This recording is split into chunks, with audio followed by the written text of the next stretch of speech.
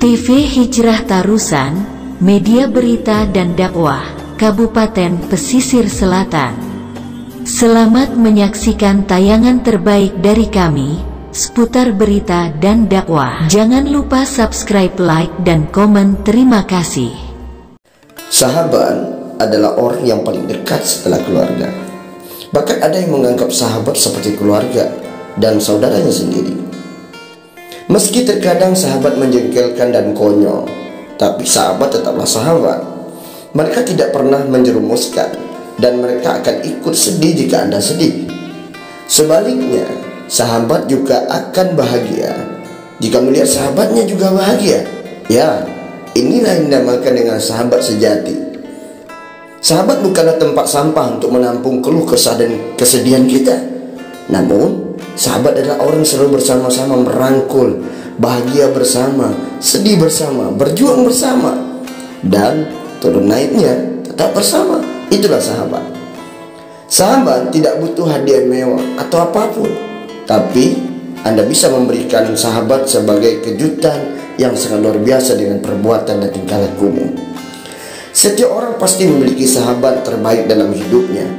Biasanya sahabat terbaik mampu memberikan solusi dan mampu bersama-sama untuk bahagia. Selain itu, mereka juga selalu memberikan motivasi yang membangun saat Anda gagal atau saat kita gagal. Dia terus memberikan motivasi dan dorongan. Ikut senang jika Anda bahagia, ya itulah sahabat. Menangis jika Anda menangis, itulah sahabat. Tentu saja untuk sahabat terbaik kita harus menjaganya dan memberikan sesuatu yang terbaik dengan sikap dan perbuatan kita.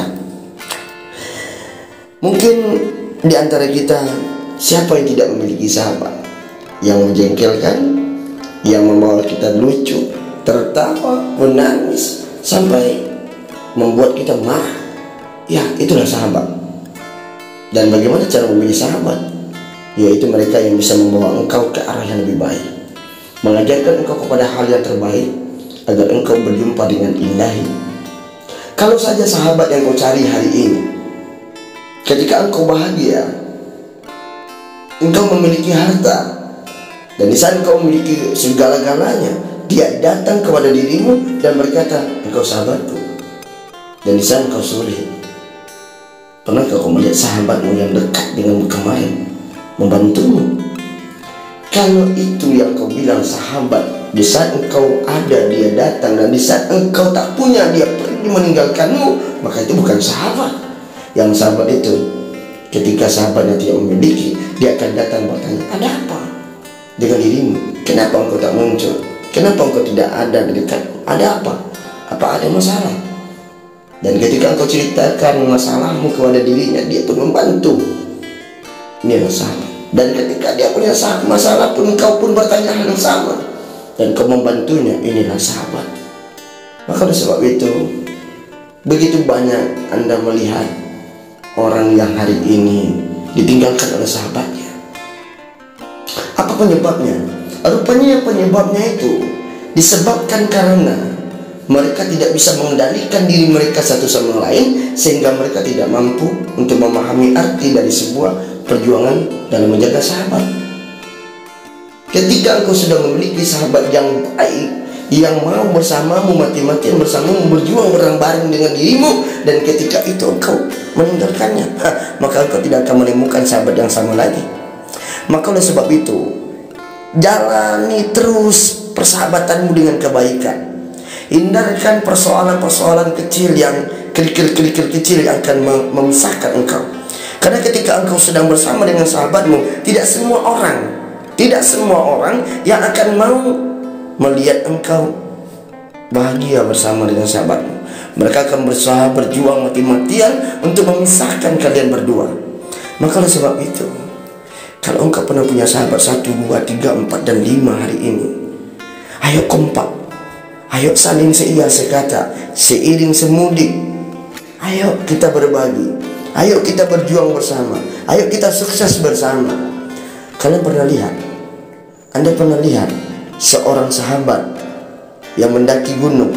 Pernah enggak kita melihat sahabatnya yang baring mendaki gunung, dia biarkan sahabatnya mengangkat kerel, atau tas yang berisi berat beban itu. Tidak, mereka saling bantu-membantu. Tidak, saling membantu. Kalau engkau pengen tahu sahabat yang paling luar biasa, mendakilah ke gunung. Kenapa? Di sana itu semuanya menjadi sahabat. Tapi kalau Anda berada di bawah, di dataran paling bawah, kalian akan lihat di kampus, mana sahabat yang sebenarnya sahabat? Jarang kok kita lihatin sahabat yang sebenarnya sahabat. Dia ketika engkau berada di kantin, ketika itu engkau tidak punya apa-apa, cuma duit 10.000, sedang sahabatmu punya 200, 300, engkau coba minum, diketawakan, kok minum ini? Ya nggak apa-apa.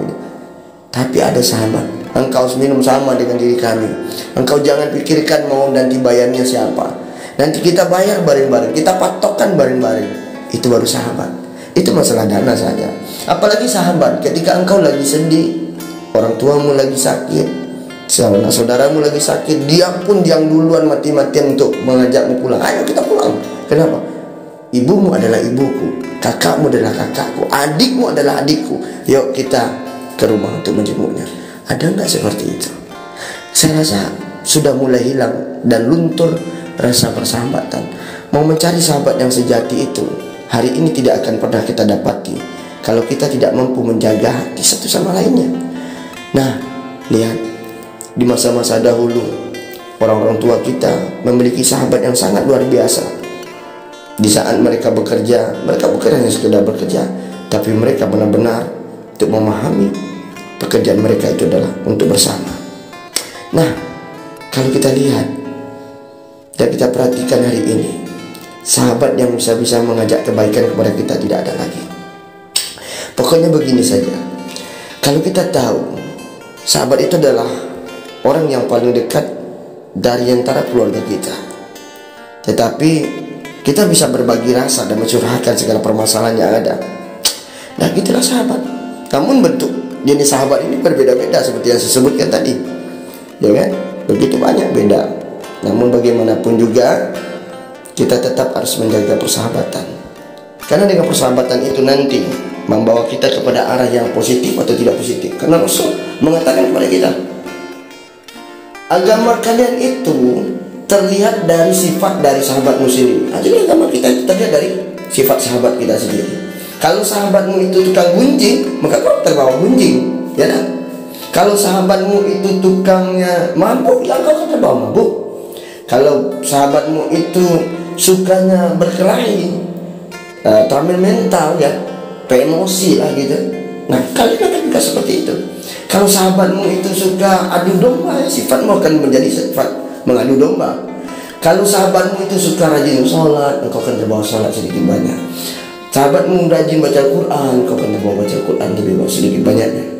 Sahabatmu itu suka bersedekah, engkau akan berusaha juga seperti dia untuk bersedekah. Sahabatmu itu suka pakai baju yang bagus, yang baik, yang sopan, akan terbawa. Kalau engkau punya sahabat yang seksi dengan body yang sangat luar biasa, dia pakai bajunya, dia tidak pakai hijab.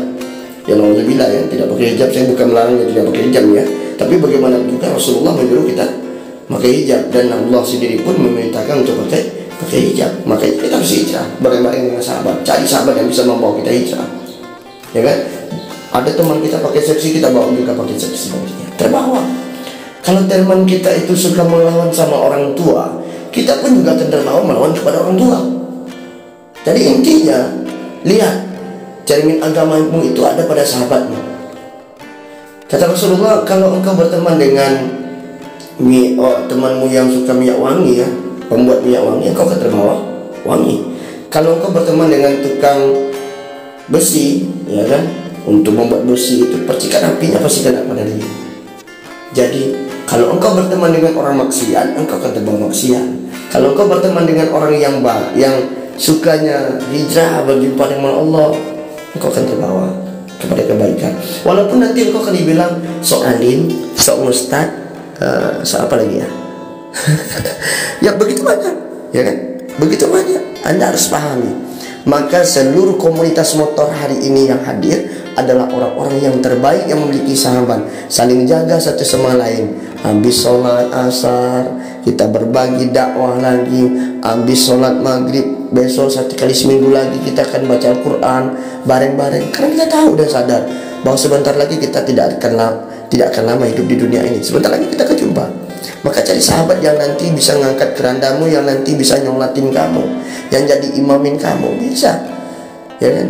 Dia ketika engkau tak ada lagi, dia menangis dan bersedih hati, wah dia sahabatku yang terbaik. Itu cerita-cerita yang baik. Jadi kalau hanya suka lihat, sahabat saya suka main game nih, saya juga main game, boleh main game, tidak dilarang, cuman lihat waktu, perhatikan waktu permainanmu itu. Gak ada yang melarang kau untuk bermain bagaimanapun, tidak ada yang melarang, cuman perhatikan waktunya. Sudah ada waktu ibadah, ya ibadah. Sudah ada waktu disuruh bekerja, bekerja. Ketika sudah disuruh engkau untuk sekolah, sekolah, belajar, belajar. Harus tinggalkan.